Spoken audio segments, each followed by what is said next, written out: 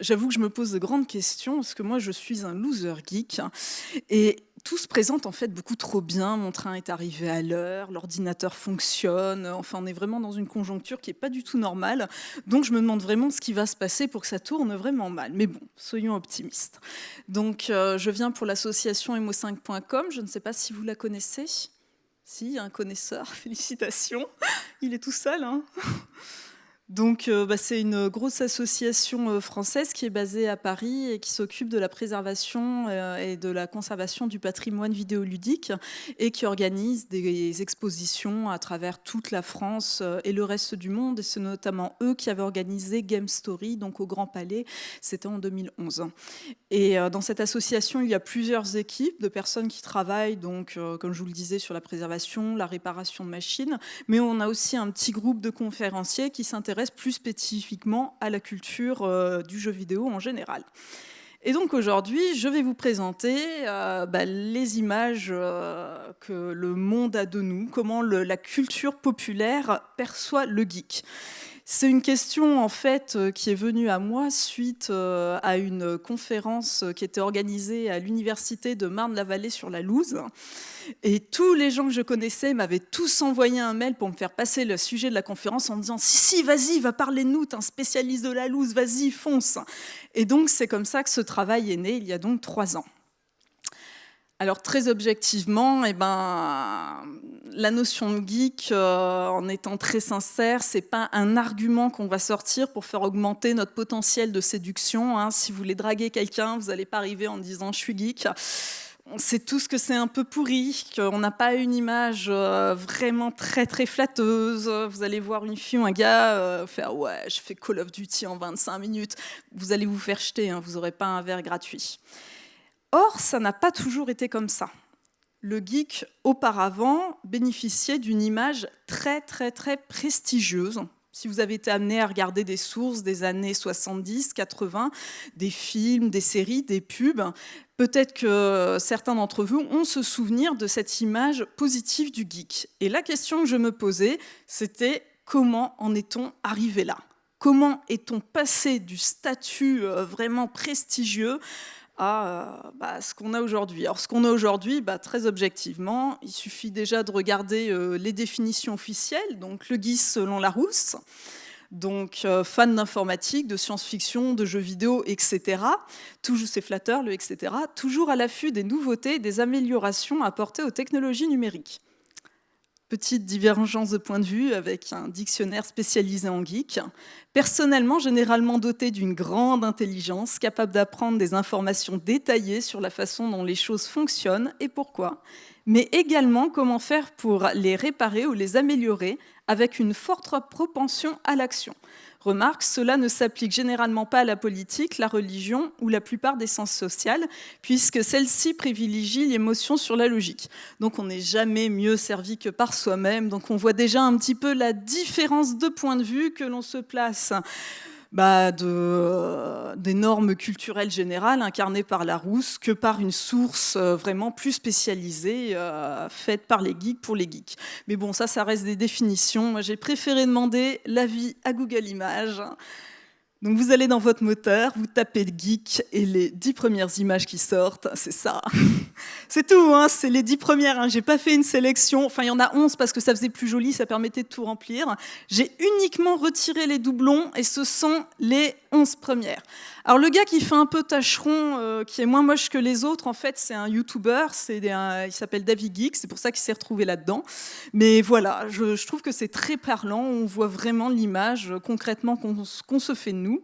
Donc vous, si vous faites ça chez vous, vous pouvez tout à fait avoir un résultat sensiblement différent, parce que je ne sais pas si vous savez comment fonctionnent les moteurs de recherche, mais comme ils enregistrent tout votre historique, d'une personne à l'autre, il peut y avoir de légères variations. J'ai essayé sur 2 ordinateurs, on arrive approximativement au même résultat. D'ailleurs, ça m'a fait rire, parce qu'ils ont un peu tous mes dents, je ne sais pas d'où vient cette phobie des dents bizarres. Enfin, bref, voilà pour l'état de fait à l'heure actuelle. Donc, comme je vous le disais, ça n'a pas toujours été comme ça, parce qu'à la base, le geek, il vient de très, très, très, très haut. Parce que l'informatique est juste après le jeu vidéo en eux-mêmes, étaient des domaines de compétences vraiment très élevés à la pointe de la recherche à l'époque où ça commence à se développer. Donc, en l'occurrence, dans les labos de recherche les plus prestigieux du monde. Et le premier jeu vidéo est né dans ce contexte-là. Donc, je suppose que beaucoup d'entre vous connaissent l'histoire de de ce petit logiciel de démo qui était censé édulcorer les journées portes ouvertes d'un laboratoire de recherche atomique. Donc j'ai pris un petit extrait d'un livre, j'en ai pris qu'un seul en plus, raison de poids, parce que je venais d'assez loin du coup, donc qui résume très bien cette histoire-là. Donc le tout premier jeu vidéo naquit en 1958 dans le décor improbable d'un centre d'études nucléaires, le Brookhaven Lab. Le directeur de la division instrumentation, Willy Higginbotham, était chargé d'une délicate opération de relations publiques. Il devait faire visiter le site à un groupe d'agriculteurs de la région et il avait besoin de quelque chose pour les amadouer. Avec l'aide de collègues, il bricola un simulateur de tennis rudimentaire à partir d'un ordinateur et d'un petit oscilloscope à écran circulaire. Le jeu, qu'il baptisa Tennis for Two, se résumait à un point blanc rebondissant au-dessus d'une fine ligne blanche. Les visiteurs furent conquis. Puis le dispositif fut démonté, on n'en parla plus. Donc cet extrait est bien aussi parce qu'il replace les choses dans leur contexte. C'est toujours le jeu qu'on présente comme étant le premier, mais voilà, c'est un fait purement historique. Il a été vu par très peu de personnes. Mais en tout cas, ce qui est intéressant, c'est qu'il place vraiment le cadre du labo de recherche. Et dans ce contexte, faire un jeu, eh ben, c'est le top du top de la performance technologique, quoi. Là, vous êtes vraiment au milieu des intellos. Le deuxième jeu, celui qui est considéré comme étant le deuxième, qui lui est beaucoup plus sophistiqué, se place dans le centre de recherche américain très prestigieux, le MIT. Il a été réalisé par 3 étudiants américains dans ce laboratoire de recherche, donc, qui est toujours aujourd'hui au top de la technologie. Donc 3 ans plus tard, en 1961, Steve Russell, dit Slug, la limace, créa avec un groupe d'étudiants du MIT, l'Institut de technologie du Massachusetts, le jeu Space War sur un des premiers micro-ordinateurs de série, le PDP-1. 2 vaisseaux spatiaux s'affrontaient en se tirant dessus et en luttant contre l'attraction d'un trou noir. Donc, le jeu était une démonstration technique si prestigieuse qu'il sera ensuite fourni en série avec les ordinateurs PDP-1. Donc voilà, on est vraiment au top. Alors, qu'est-ce qui va se passer pour que le prestige commence à redescendre ? Eh bien, il va y avoir déjà un phénomène tout bête, qui est la création de la toute première console de jeux vidéo à destination du grand public, donc l'Odyssée, créée par Ralph Baer en 1972. Alors, quand je dis grande distribution, faut quand même relativiser, hein. Il a fallu attendre 2 ans pour que l'appareil arrive en Europe. C'était quand même une centaine de dollars, donc pas accessible à tout le monde. Ça demande quand même quelques compétences pour les brancher. On n'est pas encore dans le grand public. En revanche, on est dans la libre circulation et la commercialisation. Or, dès l'instant où on commence à propager une technologie, ça perd un peu de son prestige. Ça fait un peu monsieur tout le monde. Il y a l'aspect commercial aussi qui fait descendre à son tour un peu le prestige. Et ça commence à écorner l'image du geek qui sort de son laboratoire pour pouvoir aller dans un magasin. C'est un peu moins stylé, même si, comme je vous le dis, ce n'est qu'un début. Le phénomène qui va commencer à réellement faire mal aux jeux vidéo et aux geeks, c'est ceci. La sortie de Star Wars en 1977, le plus vieux que j'ai trouvé, donc c'est ce jeu sur cassette Apple II, donc de 1978, soit 1 an après la sortie de Star Wars, donc qui fut un succès, qui est toujours un succès énorme à l'heure actuelle, mais qui va particulièrement attirer les geeks. Ce qui n'est pas étonnant, parce que quand on voit le jeu Space War qui a été créé, on voit que ce sont des gens qui étaient très intéressés par l'univers spatial, la conquête spatiale. C'est aussi l'époque qui veut ça, hein. On est en pleine conquête spatiale concrètement.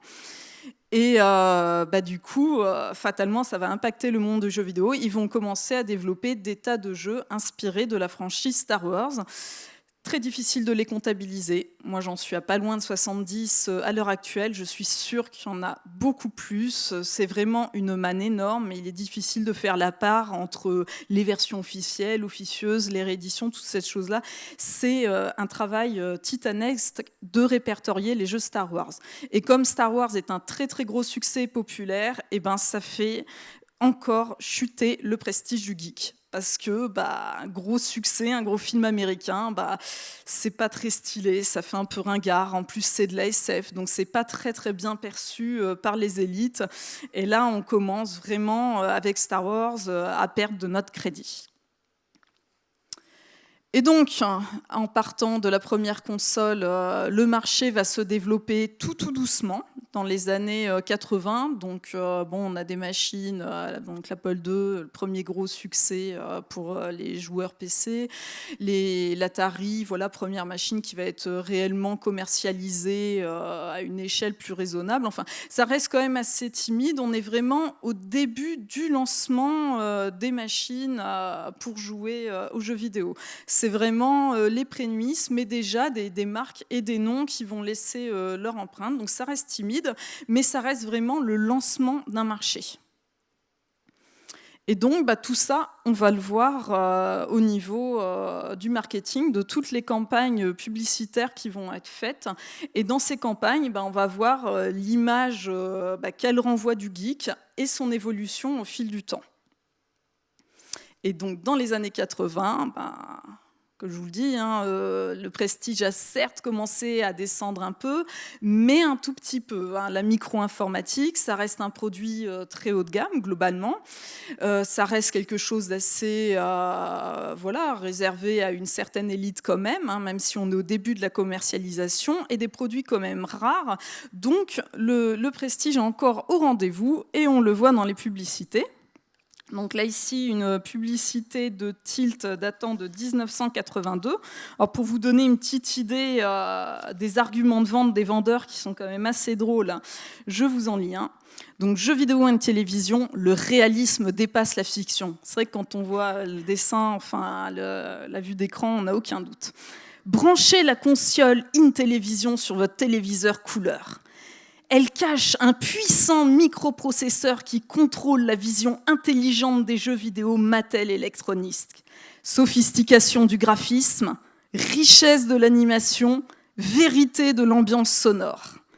Aux commandes de votre clavier, seul contre l'ordinateur ou en compétition avec un ou plusieurs partenaires, vous trouverez dans les 35 cassettes de jeux vidéo in-télévision un plaisir réellement illimité.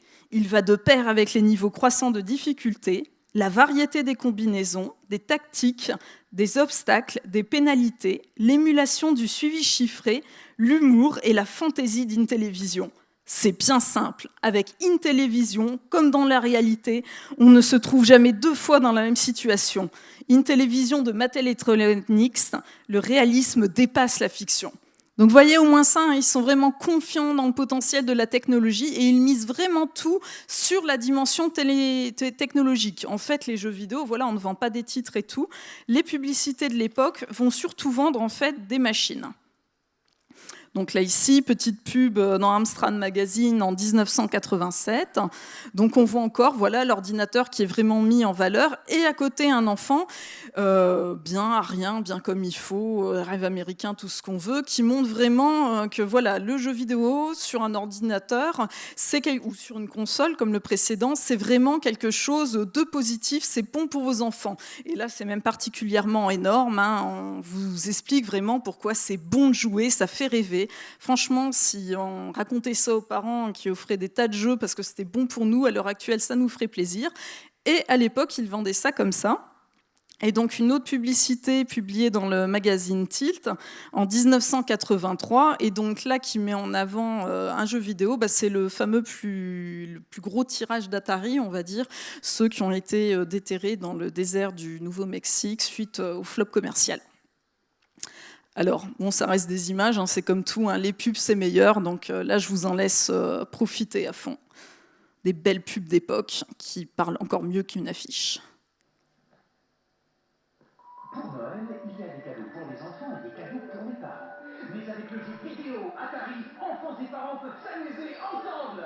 Non seulement Atari propose Pac-Man et Space Invaders, mais il présente maintenant Yard's Revenge.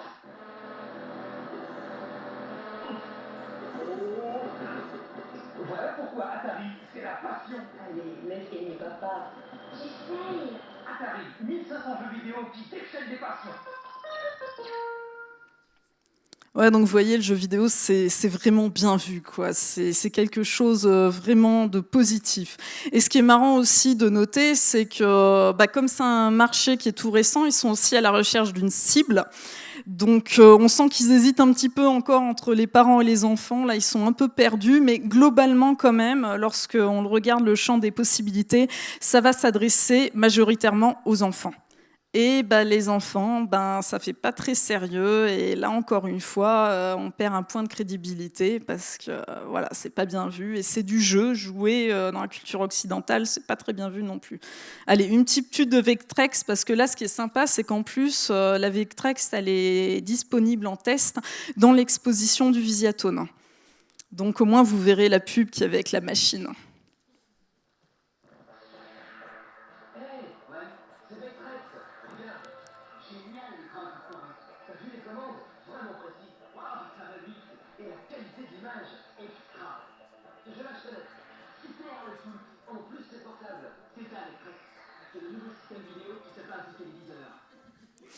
Et puis comme elle est en vrai, moi j'étais morte de rire en la voyant tout à l'heure, je fais wow, purée. Là au moins à l'époque les joueurs ils les perdaient leurs calories, ils portaient une Vectrex et là l'activité physique c'était géré dans le packaging. Donc voilà, écoutez, ça c'était les années 80 et maintenant on arrive aux années 90 où la donne commence à changer, déjà parce que le marché prend en maturité. Le marché prend en maturité, donc comme on le voit avec le développement de machines qui, là, sont réellement diffusées à plus grande échelle. Là, ça devient vraiment un produit de consommation qui reste certes coûteux, mais quand même beaucoup plus accessible et plus diffusé, avec les premières machines qui sont vraiment des machines qui restent de référence à l'heure actuelle, qui posent les bases des normes des consoles. Parce que jusqu'à présent, c'était un peu brouillon, tout le monde essayait un peu à sa sauce et tout. Et là, avec des consoles, surtout comme la PlayStation, on va commencer à avoir une norme qui apparaît au niveau des consoles et qui va poser les standards pour les années à venir. Mais qui dit 10 ans de plus, dit 10 ans de plus pour les joueurs aussi. Donc quand ils jouaient avec 10 ans de moins, c'était mignon, mais maintenant qu'ils ont 10 ans de plus, là ils commencent à être ados bien entamés, limite jeunes adultes. Et ça commence à faire moyen à la rigueur. Quand on est petit et qu'on joue, la société va trouver ça mignon, mais dès qu'on commence à avoir 18-20 ans, elle va trouver ça un peu immature. Donc c'est pour ça que là, à partir des années 90, le guide commence à prendre cher. Surtout que comme le marché s'est bien développé et commence à se poser, il commence à évoluer en interne et les campagnes de pub vont quitter les circuits de commercialisation pour migrer sur tout ce qui est presse spécialisée, en fait. Il y a vraiment un marché qui se pose. Et ça donne ces résultats-là. Toutes des campagnes de pub qui ont eu un très fort retentissant à fort dominante potache. Ça va être très, très, très potache pendant toutes ces années. Donc la fameuse campagne Mega Drive avec les fameuses pubs Sega, dont je vous en ai gardé une pour la suite. Voilà... pubs de jeux, enfin voilà vraiment un état d'esprit. Donc on voit aussi dans les pubs qu'il n'y a plus d'enfants, on est plutôt dans un public de jeunes adultes, ils sont adaptés, ils s'adressent vraiment aux joueurs entre eux. Il y a vraiment tous les codes qui émergent et une identité qu'on retrouve toujours à l'heure actuelle, très, très bébête. Moi personnellement ça me fait beaucoup rire. Donc pareil pour Game Boy, il y a un spot télévisé japonais qui était fait à partir de toutes les captures d'écran que nous on a eues sur la campagne publicitaire française. En réalité, tout vient d'un spot. Et celle-ci qui est quand même ma préférée, parce que les années 90, c'était la liberté d'expression. Vous avez quand même Rocco Siffredi qui vend un jeu sur Dreamcast, et ça, dans les années 90, c'est normal. Maintenant, on fait la même chose. Les gens qui ont fait la pub, ils se font attaquer par les Femen et ils vont en prison. Enfin voilà, vous voyez un style un petit peu complètement, qui nous fait bien marrer, mais mettez-vous à la place des gens de l'extérieur, ils voient ça.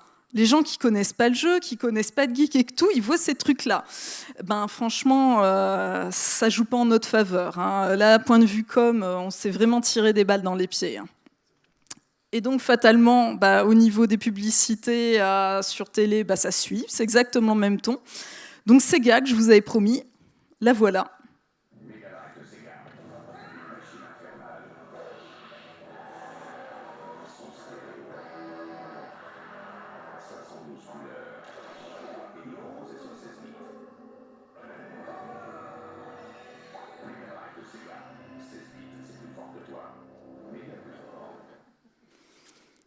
Donc voilà, vraiment de la potacherie assumée à 400%. Et ma petite préférée, la fameuse campagne publicitaire pour la PlayStation du Gap. Elle était vraiment très très bonne. Ça aussi, ce serait un peu interdit à l'heure actuelle. Mes chers compatriotes, bonjour, je vous parle en direct du CAP, le comité anti-PlayStation. Sachez qu'un horrible fléau menace toute l'humanité. Je vais vous parler de ça. On pourrait croire que c'est une simple histoire. Mais dedans, c'est le tourne-dos à mort. Alors comment savoir que la PlayStation n'est pas une banale console de jeu? Regardez bien ces signes étranges. Mieux savoir le certifie, ces effets sont démoniaques. Vous pouvez voir ici un jeune homme sain. Et là, un sujet exposé à la PlayStation pendant quelques minutes. Rappelez-vous, ne sous-estimez pas la puissance de la PlayStation. Ouais, donc mettez-vous à la place des gens qui voient ça chez eux, mais ils se disent purée, mais les geeks, ça fait pitié, quoi. Enfin, franchement, on a commencé à leur faire sacrément de la peine. Bon, c'est peut-être aussi parce qu'ils n'avaient pas d'humour, mais ça, c'est subjectif, on ne peut pas juger. Et donc, c'est un état d'esprit qui s'amorce dans les années 90 et que l'on va retrouver également au cinéma. Donc, cette évolution, entre les années 80, donc on est vraiment dans le politiquement correct, le marché qui se cherche, un public d'enfants. Pour passer dans les années 90, c'est un public d'ados qui se développe et un marché qui vraiment développe sa communauté. Ce sont vraiment des aspects que l'on va retrouver dans les productions cinématographiques, donc naturellement, grosse production tout public. Donc pour des raisons de timing, pour les années 80, je n'ai gardé que l'exemple de Tron, donc réalisé en 1982, où là justement le geek est mis en scène dans ce contexte technologique des années 80. Donc le chercheur, donc le héros s'appelle Flynn, un chercheur brillant qui démissionne de son laboratoire parce qu'on veut lui faire des choses auxquelles il n'adhère pas, qui ne correspondent pas à ses valeurs, et qui du coup va développer ses propres jeux de son côté. Enfin voilà, beau gosse pour l'époque, je dis bien, parce que, enfin voilà, vous en jugerez par vous-même. Mais le chercheur prestigieux qui est qui quitte son labo pour aller développer ses jeux. Donc un petit extrait pour que vous voyez vraiment le geek 1980. Pourquoi faire? De quoi? Je vois pas pourquoi je devrais me mettre en carte pour ce type-là. Je me demande encore ce que tu as pu lui trouver.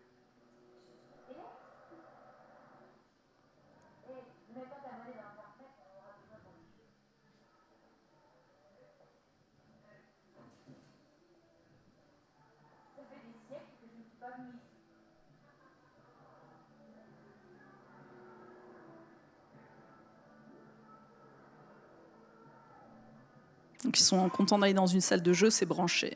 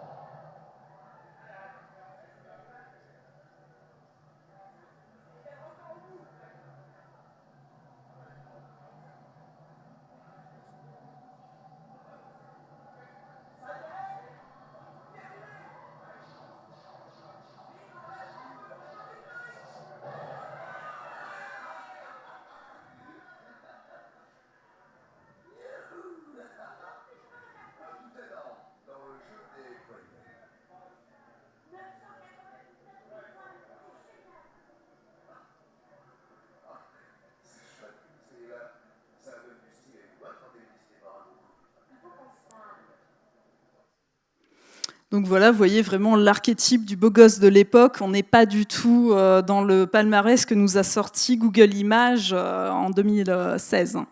Et ce qui est marrant de noter d'ailleurs par rapport à cet extrait, c'est que lorsque la suite de Tron a été filmée, donc 28 ans plus tard, il est sorti en 2010, c'est que le fils de Flynn, donc le héros que vous voyez là, lui-même en fait est un loser. Il a un métier, il a raté ses études, un métier précaire, et il retourne dans la salle de jeu qui, elle, est à l'abandon. Donc ça vous laisse un peu présager pour la perception que va en avoir le grand public pour la suite. Et donc, il y a l'aspect du geek d'une part, mais d'autre part aussi, il y a les facultés que l'on confère aux jeux vidéo. C'est porteur d'espoir. On s'imagine franchement que d'ici quelques années, les jeux vont pouvoir faire des choses sensationnelles, que l'informatique va vraiment tout révolutionner. Et on le voit aussi dans Tron, justement, juste après, tous ces fantasmes qui sont faits autour du jeu vidéo du futur. Alors là, je vous laisse découvrir un jeu vidéo du futur. Donc il y a une intelligence artificielle à la base.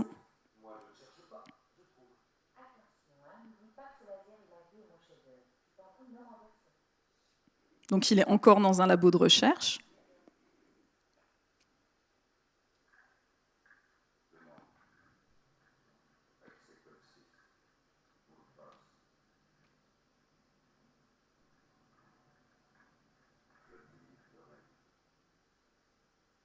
En 1980, il n'y a vraiment pas eu de désillusion en fait sur les possibilités que ça ouvrirait.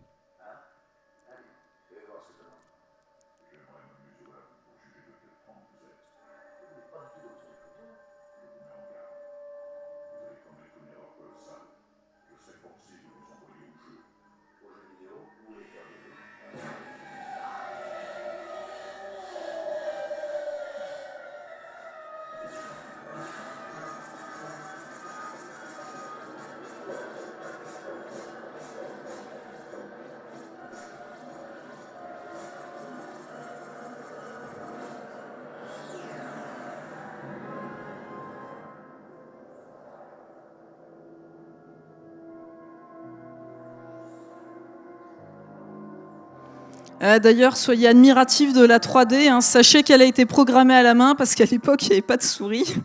Donc, ils ont vraiment dû passer des moments difficiles à programmer cette séquence.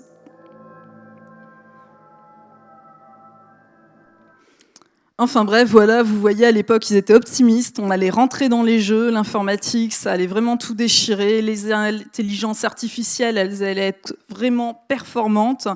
Et donc, comme à l'exemple de Tron, il va y avoir comme ça quelques films, je dis pas une quantité incroyable, mais quand même une série de films où le héros principal, à l'image de Flynn, va être un geek, beau gosse, intelligent, qui va un peu sauver le monde aussi, à chaque fois il sauve le monde. Et voilà, c'était la belle époque des années 80 où le geek sauvait le monde. Alors évidemment, dans les années 90, ça va être les campagnes publicitaires. On nous a vus à la télé à travers les pubs Sega et PlayStation, et fatalement, ça s'en ressent au niveau des productions cinématographiques, et le geek passe totalement au second plan. Donc pêle-mêle, là, une série de films. En fait, c'est un personnage qui, certes, ne va plus être le héros, mais qui, quand même, conserve un petit bout de son aura, parce que c'est un personnage qui va être important, généralement, dans l'intrigue. Ça va être, je ne veux pas dire l'animal de compagnie du héros, mais presque. Ça va être le gentil petit informaticien qui va faire une action, généralement, dans tous ces films, qui va permettre de sauver le monde, mais à sa hauteur, qui va vraiment apporter une petite contribution. Alors, le personnage perd un petit peu son aura au niveau esthétique, il devient un peu chétif dans tous ces films, un peu plus timide, un peu plus obscur. On commence à voir aussi le côté potentiellement obscur de l'informatique, on commence à voir le piratage, tout ça.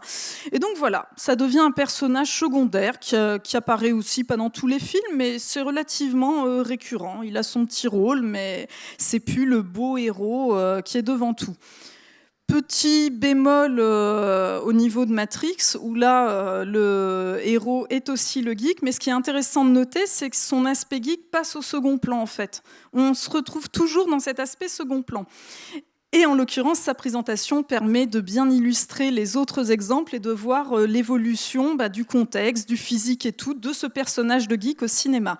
Donc j'ai mis un petit extrait pour ceux qui ne connaisseraient pas Matrix, parce que ça existe. Moi aussi, il y a des tas de choses que j'ai pas vues. Donc ça, c'est au tout début du film, quand on découvre le héros.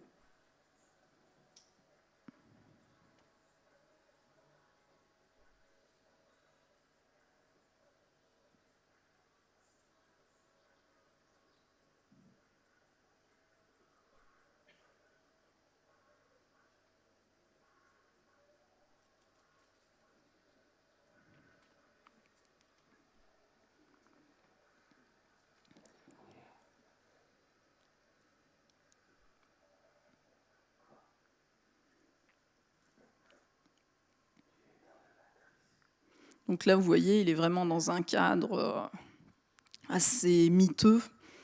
Il y a du bazar, il est assez chétif, lui. C'est pas, voilà, c'est un aspect de sa personnalité qui n'est pas très flatteuse par rapport au reste du film, où il va être mis en scène très différemment.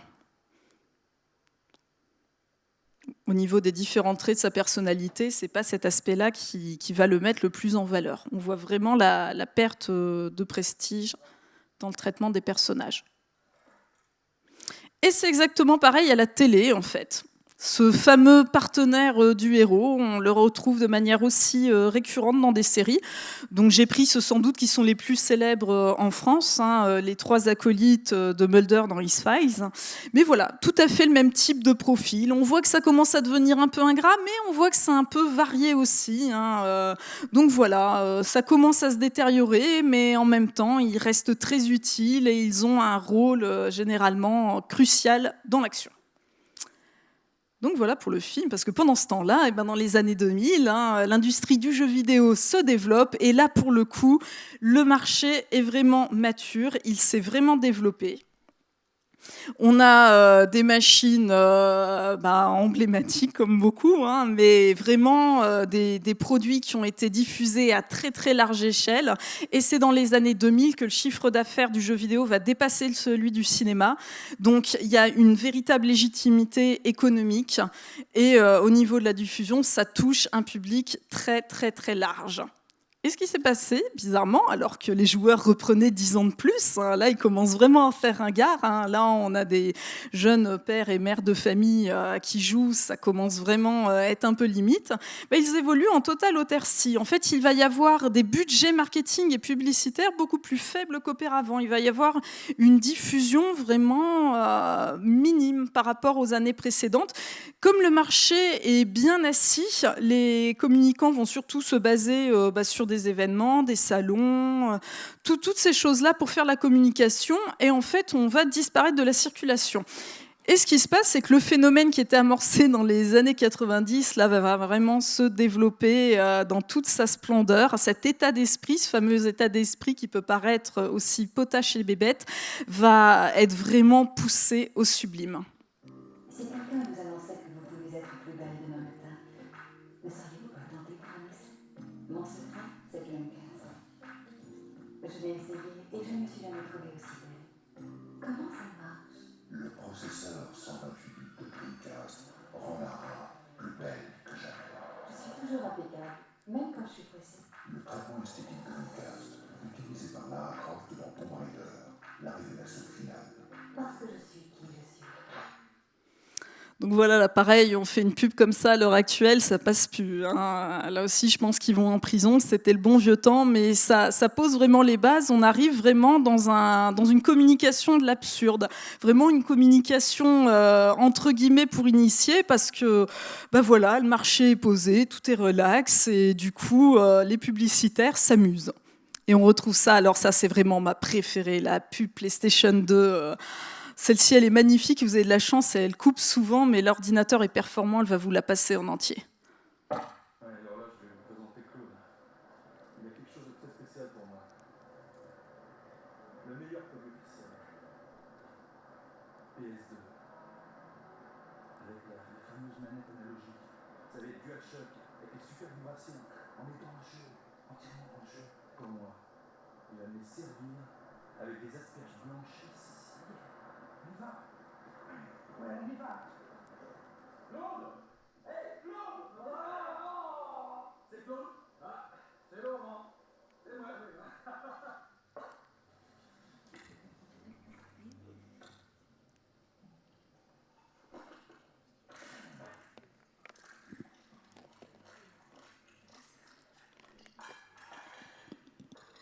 La carte mémoire à 8 GB, elle est Magic Gate Chip, ça sauve tous les jeux de la PlayStation, ça. Ouais, tout. Eh ben, c'est prêt. C'est prêt. Ça, c'est pas du tout, hein. Bon, on a pas plus de temps. Je t'en propose pas, parce que, avec les dents, il y a plus de temps. Le PS2 128 bits avec un engin émotionnel. Wow. Extraordinaire comme machine. Tu peux jouer des centaines de jeux PS1 sur le PS2. Non. Ouais.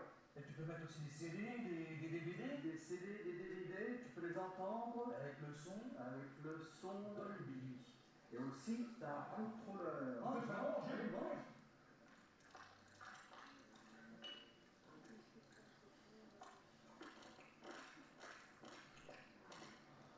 Biscuit pour le stand. C'est gentil, bonne merci. Mange, juste un petit peu. Ouais, C'est bon. d'accord.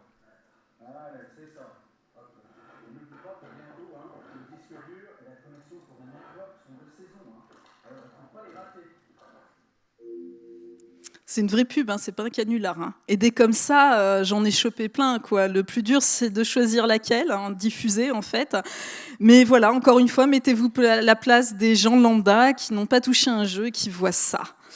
C'est pas évident. Alors, il y a eu aussi l'excellente campagne de pub TWA, qui a été moult fois primée. C'est toute une série d'un très mauvais goût. Faut vraiment connaître le produit pour voir la pub, parce que vous avez qu'un petit logo tout petit sur chacune des plaques.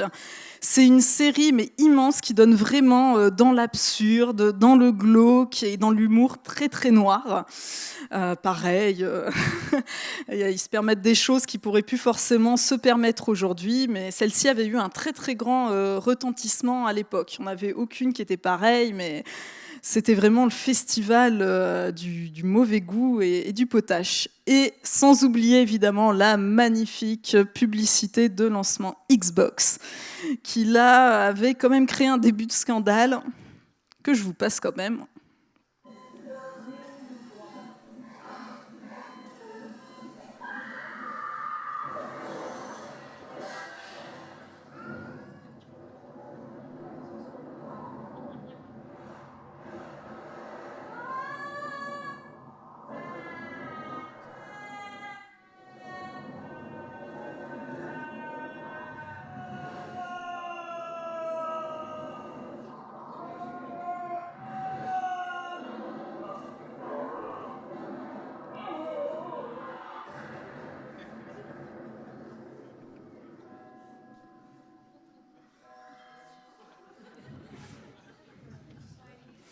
Après, il ne faut pas qu'on s'étonne si on ne passe pas pour des intellos, quoi. Et donc, on s'amusait tellement, du coup, on était tellement bien chez nous et tout, que ce qui se passe, c'est qu'on disparaît du cinéma. Écoutez, si vous connaissez des films de cette période avec des geeks dedans, moi, ça m'intéresse. De cette période-là ? Ah oui, non, là, c'est pour la période 2000. Ouais. Et mais ça m'intéresse. Si vous en connaissez un de la période 2000, moi je regarde plein de films, c'est tout un job. Et non, de la période 2000, on a vraiment disparu parce que comme toute la communication se fait plus ou moins en autarcique, elle est difficile à lire, difficilement lisible pour les gens de l'extérieur. Et bien du coup, le geek se fait totalement oublier. Et j'ai envie de dire, c'était une belle époque, on était tranquille. Alors ça change à partir des années 2010. Parce qu'en fait, il va y avoir un nouvel outil de communication pour le geek sur lequel il va se faire griller, à savoir Internet. Alors, je ne dis pas qu'Internet est apparu en 2010, hein, rassurez-vous, mais disons l'accès généralisé et facile à Internet. On va dire que c'est au point depuis 2005 à tout casser. Ce que j'entends par accès facile, c'est des forfaits illimités qui permettent réellement de surfer, de prendre le temps de s'intéresser, des forfaits moins chers, parce que jusque-là, Internet, ceux qui ont vécu l'époque où ça se payait à l'heure, Internet, doivent se souvenir que franchement, ça limitait la curiosité, hein, parce que le compteur y défilait. Il y a aussi les débits, parce qu'à l'époque, avec les débits tout rikiki, vous ne pouviez pas diffuser grand-chose non plus sur Internet. Et il y a aussi l'accessibilité et l'évolution des techniques de l'image, donc la possibilité de créer des petits films et tout. Et ce qui fait que le geek va commencer réellement à s'amuser sur Internet à partir de la fin des années 2000 et à partir surtout de 2010, où là, vous allez avoir l'émergence de porte-paroles qui vont nous faire mal aussi. Donc les youtubeurs, hein, qui vont commencer à faire des tas de vidéos. Donc vous n'en avez pas que sur YouTube, vous avez aussi des gens qui tiennent des sites d'images. Mais voilà, il n'y a pas besoin de discourir pendant des heures, hein, les images en disent long. C'est vraiment dans la continuité des campagnes publicitaires de 2000, sauf que là, ce sont des joueurs qui prennent la parole et c'est vraiment du lourd. Alors, comme je sais qu'il y a des gens qui ne sont pas forcément familiarisés à ça, je vous ai quand même prévu une vidéo de youtubeur que vous puissiez voir pour ceux qui ne connaissent pas à quoi ça ressemble, quelle est l'ambiance par rapport aux pubs, quel est l'état d'esprit. Donc j'avais fait une demande à plusieurs youtubeurs et j'ai gardé la vidéo de celui qui a été le plus rapide à me donner son accord, à savoir Julien Donzé. Et en plus, c'était une vidéo d'une excellente qualité, je le remercie. Et c'est vraiment le reflet, c'est très représentatif de ce qui peut se faire sur la communauté de YouTube. Donc voilà, c'est un court-métrage qui est totalement amateur, réalisé vraiment entre potes. C'est une parodie de Bref. Bref, aujourd'hui c'est dimanche, il fait froid et il pleut. En fait, c'est mon collègue. On sait pas pourquoi, mais il a arrosé les fenêtres. Ça tombe bien, j'avais envie de gamer un peu. Il y a un jeu auquel j'adore jouer quand je suis tout seul, mais il n'est pas dans sa boîte, alors j'ai fini ce col. J'ai avancé mon préféré, posé une binge à droite de mon pied. J'ai lancé le multi et je suis rentré dans une partie. Là, je suis vraiment rentré dans une partie. Au début, j'ai rien compris. Après, j'ai paniqué. Là, je me suis dit, ok, faut pas paniquer. Je me suis fait buter. On se concentre. Bon, fallait choisir une bonne classe. Non. Voilà, avec cette arme, je suis meilleur. Je me suis débuté. J'ai regardé la petite cam, c'était Diablo X9. J'étais un peu ému. Mais très énervé. J'ai killé un gars, 2 gars, 3 gars, et je me suis débuté. Pas grave, j'étais un colis stratégique. Je balance mon colis. J'ai balancé mon colis. J'ai attendu mon colis. Il n'arrivait pas. J'ai regardé en haut, il a atterri sur le colis. J'ai sauté partout, je me suis couché, tourné en haut. Je me suis fait buter. Et on m'a volé mon colis. Il faut que j'aille plus tactique. Alors je me suis avancé prudemment. J'ai vu les mecs, ils m'ont pas vu. J'ai vu qu'ils m'avaient pas vu. Alors j'ai décidé de les flasher. J'ai pris ma grenade, j'ai lancé ma grenade, elle a ricoché, je me suis flashé tout ça. Je me suis couché, j'ai commencé à allumer partout, ils m'ont ferré, ils m'ont buté. Cette fois je me suis mis en maquille-mot, je me suis fait buter. Alors j'ai repris ma place d'avant. Et là, je tombe sur Diablo X9. Diablo X9. Tout à fait comme un gros loser. Je me suis dit que j'allais me faire un couteau. J'allais me faire une kick de fin de la mort qui tue, mais ma connexion a lâché. Bref, j'ai joué à Call of Duty.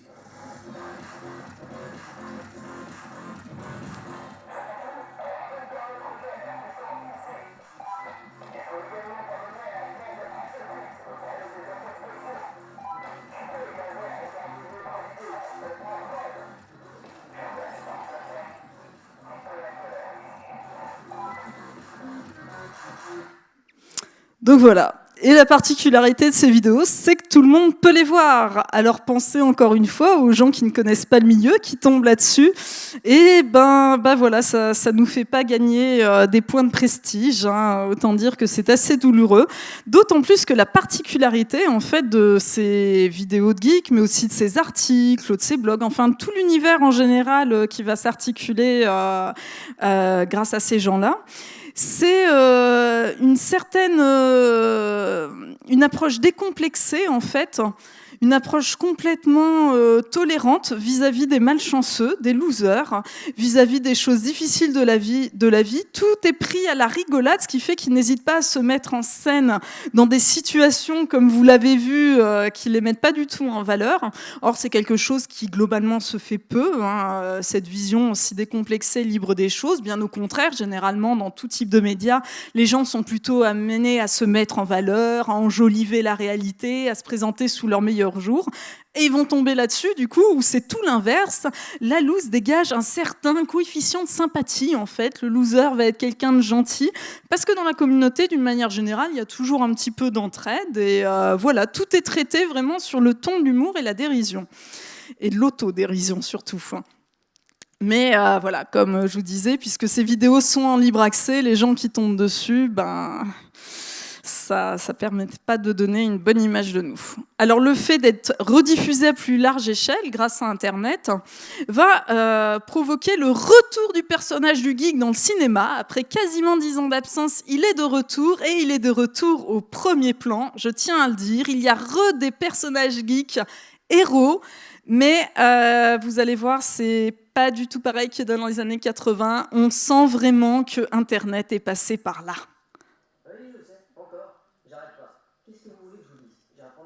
Donc ça, c'est le héros de Bienvenue à Zombieland, qui est sorti en 2009. Je trouvais tout un tas de choses angoissantes. Genre les lames de fond ou les Père Noël de centres commerciaux. Me retrouver seul avec un bébé. Et la chose que je crains le plus, même plus que les zombies, c'est tout un coup. Quand on a peur de tout ce qui traîne dehors, on arrête de traîner dehors. C'était mon cas avant Zombieland. Vendredi soir, 3e semaine d'affilée sans sortir de la maison. World of Warcraft, collection de pizza, décharge de Mountain Dew canne rouge. Fierté, aucune trace. Dignité, aux abonnés absents. Virginité, il est parfaitement légitime que vous vous interrogiez à ce sujet. Super.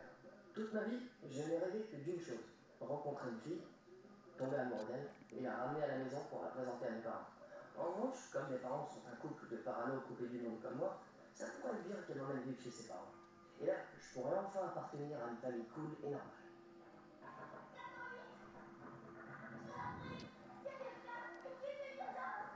J'ai pas l'habitude d'ouvrir ma porte au moindre coup de panique, mais la voisine du 406 est super bonne. Bon, c'est bon.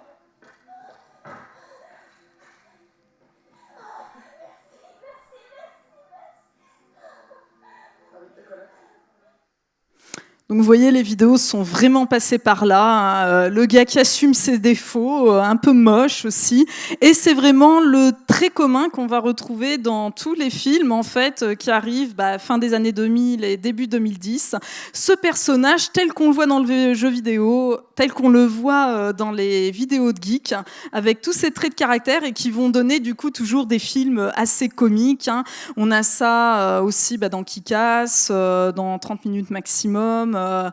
Enfin, il y a tout le geek charmant aussi. Il y a toute une série de films comme ça où on va se trouver ce gars un petit peu moche et un petit peu loser, essayer quand même de faire des choses assez sympas. Et on a même un début de nouvelle génération, parce que n'oubliez pas, depuis tout à l'heure, le geek vieillit, mais ça y est, les jeunes sont de retour. Donc là, ici, c'était le journal d'un dégonflé qui est tiré d'une BD.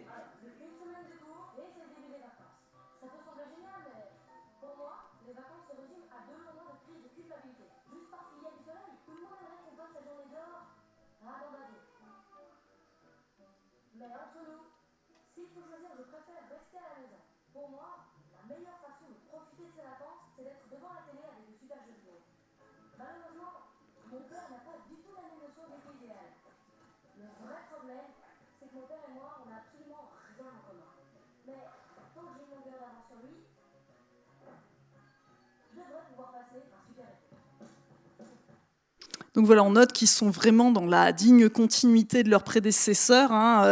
C'est pas des tops, voilà, ils incarnent pas vraiment l'image de l'enfant premier de sa classe. C'est toujours un peu des anti-héros. L'autre particularité de ces nouveaux films, c'est que les geeks s'entourent d'un entourage. Dans tous ces films, ils ont des amis. Alors que jusqu'à présent, que ce soit dans les années 80, 90, c'est toujours majoritairement un personnage solitaire.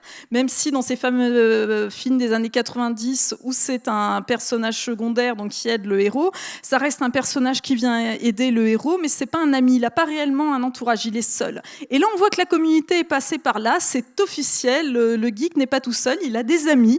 Et on le voit aussi dans les films, dans tous les films, il a toujours des amis.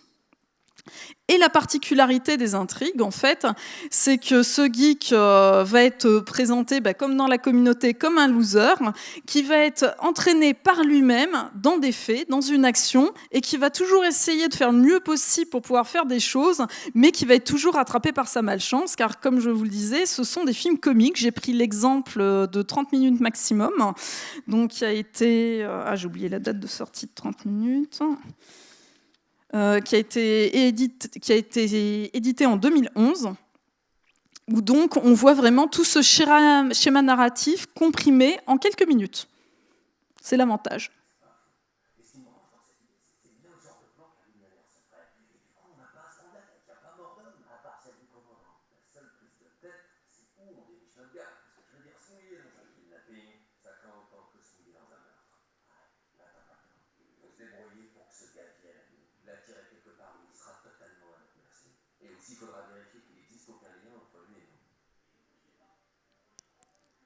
Donc voilà, il cherche une victime pour faire un sale coup, et évidemment, ça va tomber sur le héros, qui est notre geek de l'extrait.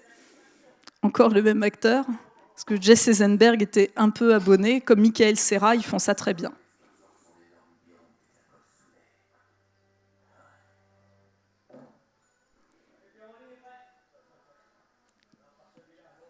Et voilà, un métier un peu rasoir.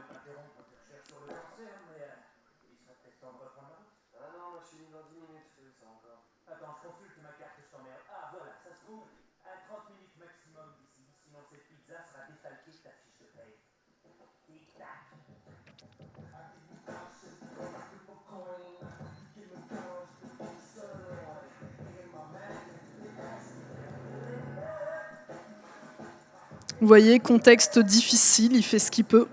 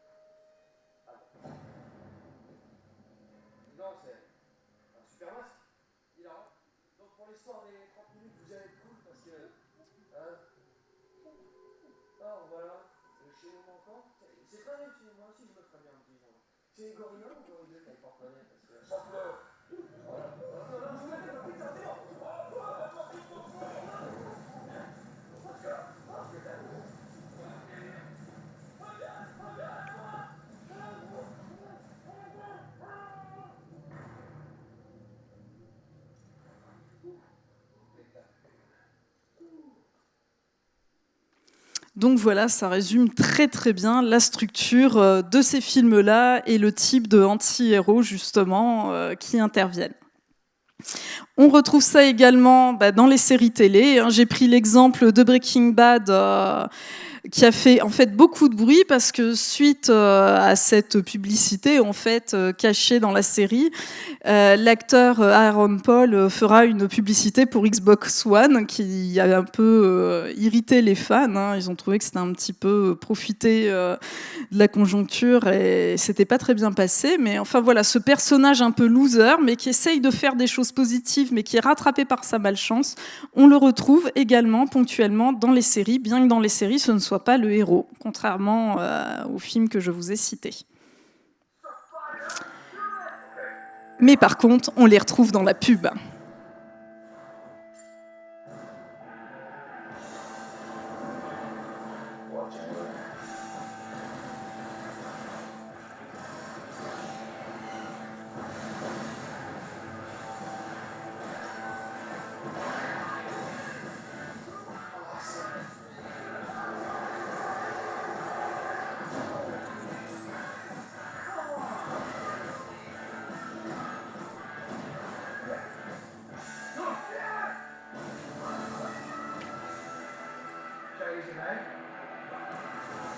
Watch and learn.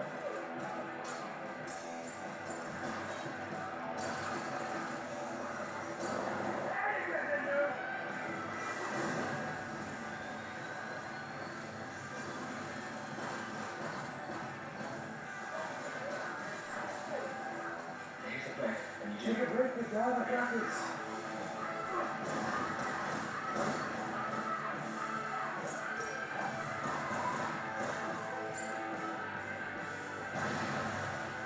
Okay.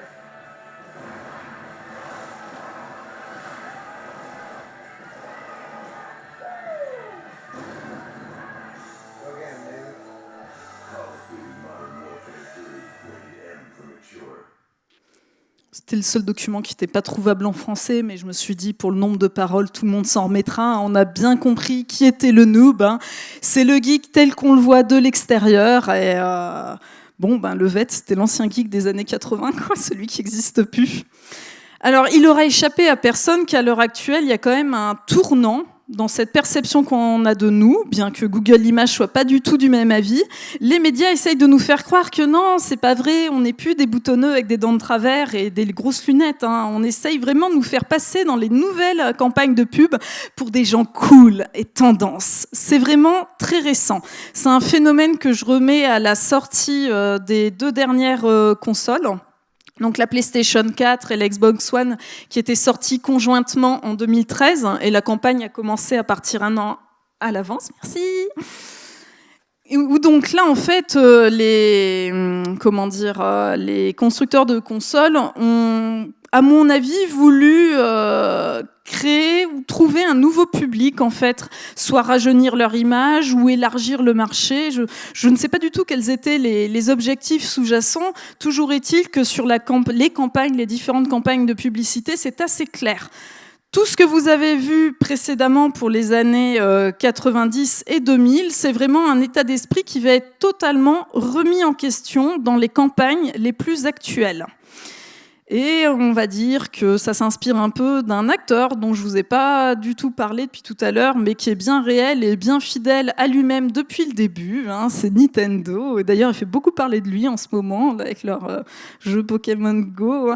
Très très doué. Moi, Nintendo, j'ai beaucoup de respect. Ils ont une capacité à recycler, trouver des concepts, à vendre des technologies avec 10 ans de retard et tout.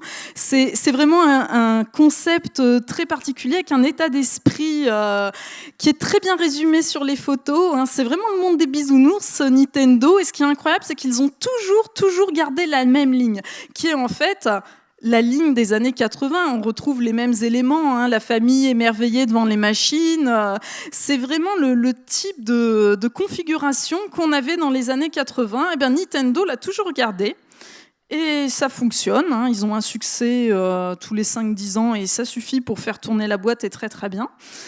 Et on a l'impression que les autres boîtes en fait vont s'en inspirer pour renouveler leur concept, le relancer, ce qui fait que les publicités vont vraiment changer d'aspect. On va garder des références un petit peu à ce monde des geeks tel qu'on le connaît sur Internet, mais en essayant de revenir à des valeurs telles qu'on les présentait dans les années 80, les atouts technologiques, l'aspect branché, les tendances. Enfin voilà, essayer de renouveler l'image et de refaire passer les geeks pour des gens cool. Alors j'ai pris l'exemple de la publicité PS Vita.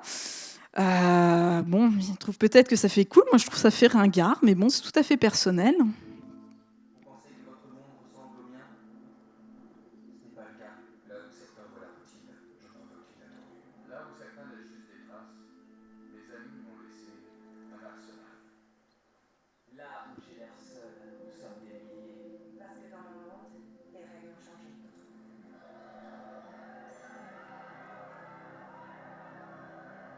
monde est un terrain de jeu. Et nous en sommes tous les joueurs.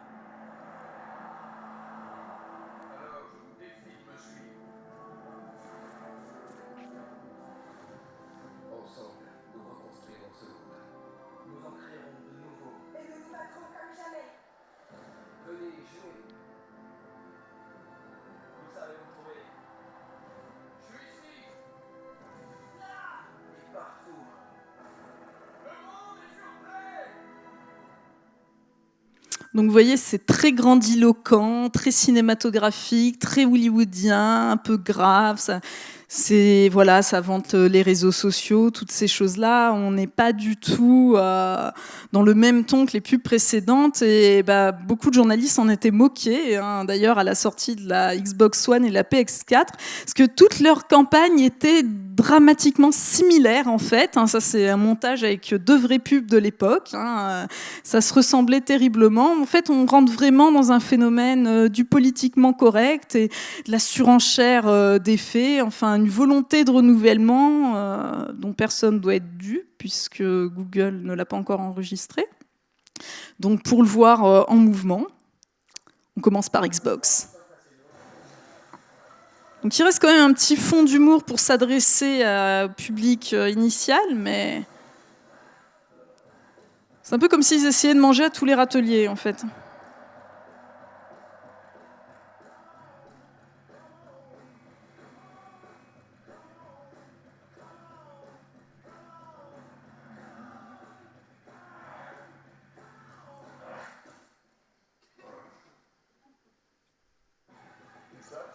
C'est une invitation à rejoindre une nouvelle génération où plus rien ne sépare le jeu du divertissement. Xbox, réponds. Ouais. Où ils ne font plus qu'un. Allez à Star Trek Into Darkness.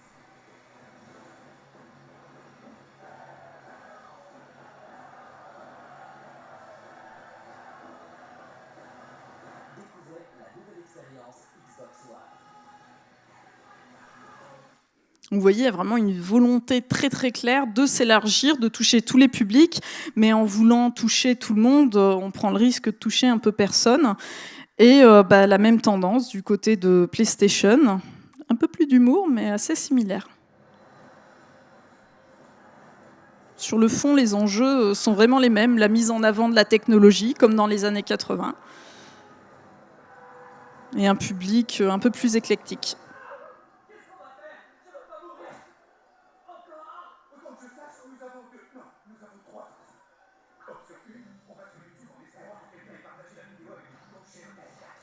Option 2, on envoie un message à Arnaud via l'application PlayStation et on demande de l'aide. Salut Arnaud, tu sais comment pousser la tête des Vicky. Option 3, on invite Seb à rejoindre la partie. Mais attends, Seb n'a pas le jeu. Pas de problème. Seb n'a pas besoin du jeu. Sur PS4, Seb peut rejoindre notre partie.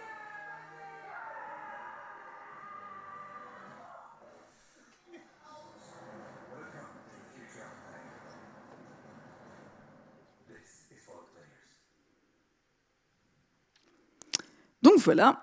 Et comme je vous disais, on est dans une démarche qui est quand même beaucoup plus politiquement correcte, beaucoup plus lissée et homogène, parce qu'en parallèle, il y a un phénomène dont je n'ai pas retrouvé de traces précédemment, qui sont les premières censures, justement. Comme je vous disais, les pubs qu'on a vues, ça ne pourrait plus passer à l'heure actuelle. Hein, il y a beaucoup moins de liberté d'expression auparavant. Et en parallèle de tout ça, il y a les premières publicités censurées. Je vous ai pris la plus soft qui date de 2006 parce qu'évidemment hein, le phénomène il va pas se lancer comme ça en 2010 allez hop non un phénomène a toujours une origine quelque part donc ça voilà c'est une accroche dans le temps qui est assez floue et là en l'occurrence je vous ai pris une pub Xbox 360 qui a été censurée et c'est difficile à comprendre pourquoi. Il paraît que c'est trop violent alors attention accrochez-vous bien à vos sièges.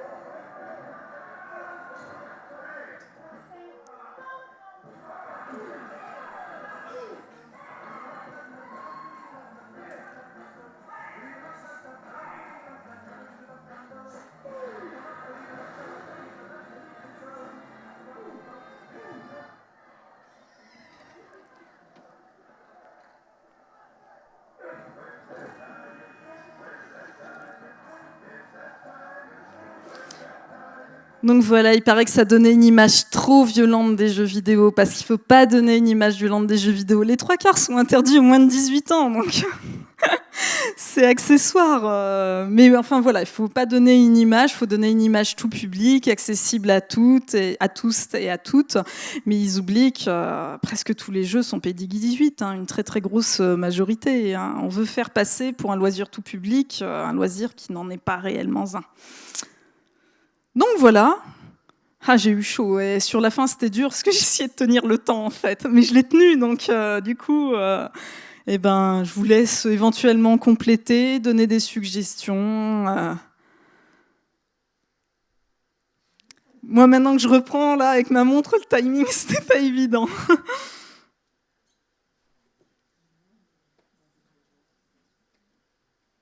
Oh là là, je vous ai fatigué. Pour l'instant, je crois que malheureusement, c'est un peu triste et plat, mais on est en tout début de tendance, en fait. Donc, on ne peut pas spéculer plus au-delà. Enfin, ce serait risqué, en tout cas. J'espère que ça ne va pas continuer trop longtemps, sinon on va s'ennuyer. Merci. Oui, moi, j'avais une question vis-à-vis... j'ai l'impression que quand même dans les tendances actuelles, il y a de plus en plus de gens qui se revendiquent geeks. On en voit de plus en plus. Ah, complètement. Donc du coup, c'est pour ça que j'avais quand même l'impression que c'était une image qui se redorait un petit peu. Par contre, il y a un vrai décalage entre différentes populations geeks. C'est-à-dire que maintenant, on voit vraiment des gens qui actualisent 2 fois leur statut Facebook par jour et qui se disent geeks. Ouais, non, mais c'est tout à fait ça. Et du coup, j'aimerais bien savoir qu'est-ce qui crée cette tendance. Bon, j'ai eu un début de réponse, je pense, avec les vidéos YouTube, par exemple. Mais voilà, si vous avez quelque chose à ajouter là-dessus. C'est ce que j'ai essayé d'expliquer. En fait, c'est le fait d'avoir voulu élargir le marché. Dans toutes les campagnes de com, en fait, ils présentent comme geek quelqu'un qui va acheter le dernier téléphone Apple. Enfin, le fait, voilà, de tout présenter ça comme un phénomène cool pour que ça attire un maximum de gens et leur refourguer un maximum de jeux. Donc, l'aspect réseau social, par exemple, il est vraiment flagrant dans les 2 dernières pubs Xbox One et PS4. Hein. C'est, voilà, faut être en ligne, faut être branché. Ils misent vraiment tout sur l'aspect social. Et ils font passer ça sous le label geek pour que ça fasse technologique et branché. En fait, ils définissent comme geek celui qui va acheter le plus de produits, plus de téléphones, d'ordinateurs. Du coup, vis-à-vis des 2 définitions qu'on a vues au tout début, qui définissent les geeks, est-ce qu'elles n'ont pas un peu évolué vis-à-vis de l'usage courant de geek, en fait? Je pense qu'à l'heure actuelle, ce qui prévaut, c'est plus la définition Larousse, mais la seconde, elle est vraiment écrite par des geeks. Mais oui, la définition, à l'heure actuelle, c'est tout à fait ça. Hein. On est sur Facebook, on est geek. C'est ce qu'on essaye, c'est le message qu'on essaye de faire passer. C'est vraiment ce que... ils ont des moyens énormes, hein. Tous ceux qui s'occupent de cette com, de la publicité et tout, ils font du bourrage de crâne. Ils essayent vraiment de recruter au plus large possible.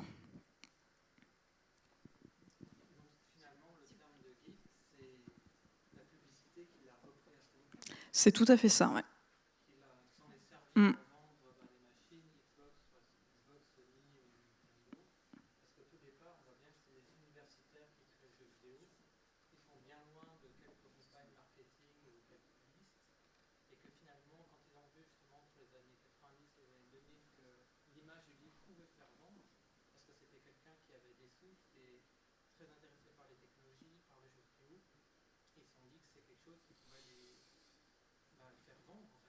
Oui, complètement.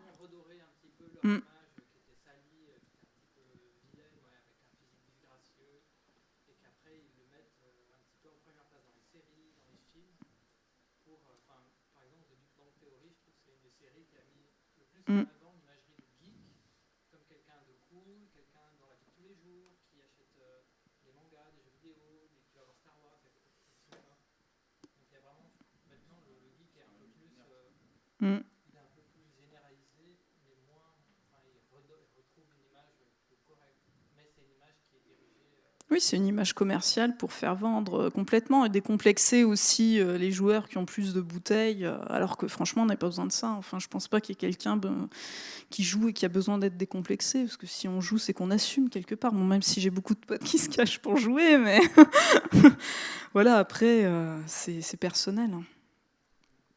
Moi, j'ai l'impression qu'il y a quand même on va dire deux races un peu distinctes. C'est ceux qui sont branchés jeux vidéo et ceux qui sont branchés technologie. Et c'est pas forcément les mêmes secteurs. Ceux qui sont intéressés par la technologie, les portables, faire de l'upgrade de machines, etc., sont pas forcément des joueurs. Oui, tout à fait. Et là, je trouve qu'on expose une facette du geek qui est le jeu, très centrée sur le jeu vidéo. C'est parce qu'on est dans une expo de jeux, en fait. Voilà. J'aurais bien aimé voir un peu la même traçabilité pour celui qui est passionné par la technologie. Comment ça a évolué ? Alors moi, j'aimais bien la définition d'Alexandre Astier, donc celui qui a fait la série Kaamelott. Sa définition du geek, c'est ma préférée, il faudrait que je la rajoute. Il disait que le geek, c'était des gens qui avaient la faculté incroyable de retenir des tas de choses qui servaient strictement à rien. Et c'est vrai que oui, on peut le retrouver en informatique. C'est pour ça qu'il y a une entente, en fait, une connivence un peu générale. C'est vraiment la notion de passion dans des domaines culturels qui servent entre guillemets à rien. Comme je disais, le jeu, c'est pas quelque chose. Le jeu, d'une manière générale, qui est pas très très bien perçu dans nos sociétés. C'est toujours un petit peu dénigré. Mais c'est vrai qu'après, il y a le cinéma, les arts. Mais dès l'instant où c'est du cinéma populaire, ça passe moins bien.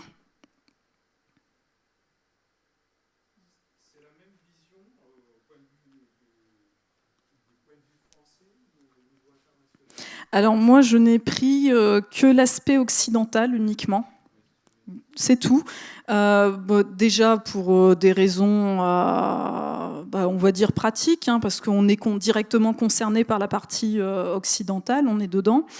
Et ensuite, pour me procurer uniquement des documents francophones. Ça, c'est vraiment une exigence sur laquelle je tergiverse pas, parce qu'après, pour les gens, c'est très, très désagréable de voir des trucs soit sous-titrés, pour les jeunes, par exemple, qui peuvent pas lire les sous-titres au fur et à mesure, ou même, de toute manière, on parle pas tous plusieurs langues, donc voilà, c'est pour pas parler tout seul, en fait, avoir des sources qui parlent pour que ce soit accessible.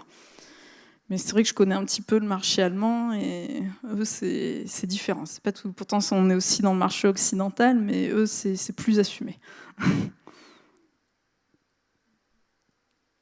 On le voit dans les festivals de jeux vidéo, par exemple. À Paris, on va avoir que des ados pour les Paris Games Week. Si on va dans le festival allemand, c'est totalement intergénérationnel. Il y a tous les types de profils aussi.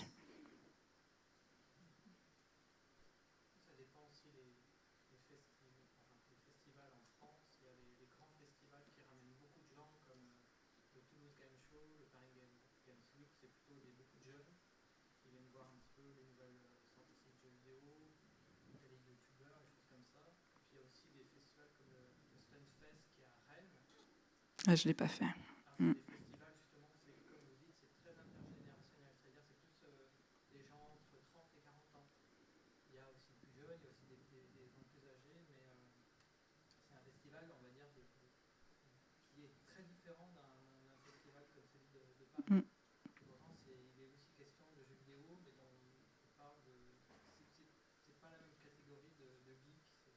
Après, le Stunfest, c'est quand même pas la même portée non plus et ils visent pas les mêmes publics. Exactement, oui. C'est beaucoup plus réservé. Enfin, c'est un milieu déjà, tout ce qui est speed gaming, tout ça, c'est quand même plus. Alors maintenant, ils arrivent à avoir une population de à peu près 6000 personnes. Ouais, mais je pense que ça marche bien, mais bon, c'est quand même pas la Paris Games Week. Effectivement. C'est plus de la niche déjà. Enfin, moi, j'aime beaucoup le Stunfest, mais. Et ça se développe. Et même en France, finalement, il y a plusieurs types de geeks au sein du jeu vidéo. Oui, tout à fait. Après, c'est un concept subjectif. C'est clair qu'il y a des variances. On est vraiment dans les sciences humaines, donc ça se barre un peu de tous les côtés. C'est tout à fait normal. Mais c'est vrai que je n'étais pas sûre que le consommateur qui se plie à l'effet de mode, en fait, dans le concept de geek, je crois qu'on peut uniquement s'entendre, que ce soit de l'informatique, de la BD ou quoi que ce soit, on peut uniquement s'entendre sur vraiment de la passion. et une volonté d'aller vraiment au bout des choses. Et ils nous ont mis avec ça les fashion victimes qui vont acheter les dernières nouveautés et revendre ce qu'ils avaient avant, quoi. Vraiment le consommateur. Et ça, je pense que le consommateur n'avait pas forcément sa place dans la définition. Après, je ne sais pas ce que vous en pensez, mais...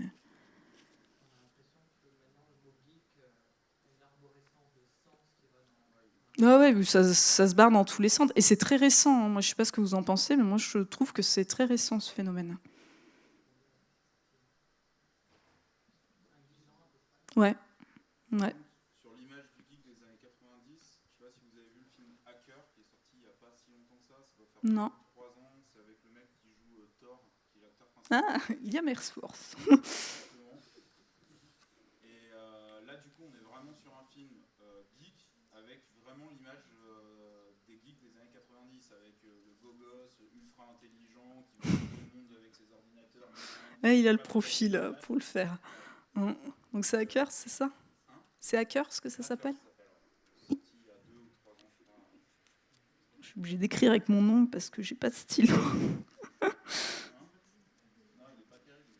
Ouais, mais ça, c'est pas grave. Moi, les nanars, je suis fan. Oui, oui. Ah non, il n'y a pas que des bons films hein, dans ce qui passait. Hein. Surtout dans les années 80, ces fameux films où le geek est un héros, c'est des bons navets, généralement. Hein, mais moi, j'aime bien regarder des navets. Puis ça aussi, c'est subjectif. Il y a sans doute des gens qui les ont trouvés excellents. Donc, non, il faut être ouvert, il faut prendre les choses du bon côté et tout voir à la rigolade.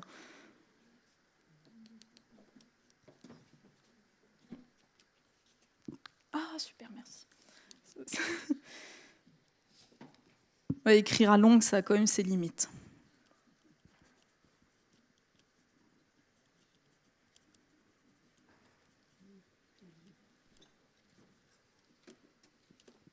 Est-ce que vous aviez d'autres questions? Alors, on vous remercie. C'est cool. Du coup, je ne vais pas me faire punir parce que j'ai dépassé. C'était ma hantise. Voilà, et juste voilà, pour la fin, la fameuse campagne TWA, celle dont je vous avais montré un extrait pour se dire au revoir. Voilà, c'était vraiment d'un goût très certain. Et voilà. Merci encore. Merci à vous. Hein. Et si vous avez d'autres suggestions, moi je prends tout, je regarde les films au fur et à mesure. Et les séries, ça demande un boulot dingue, parce qu'en fait, j'ai jamais eu de la télé de ma vie, donc je fais un rattrapage de zéro. Oui, excusez-moi.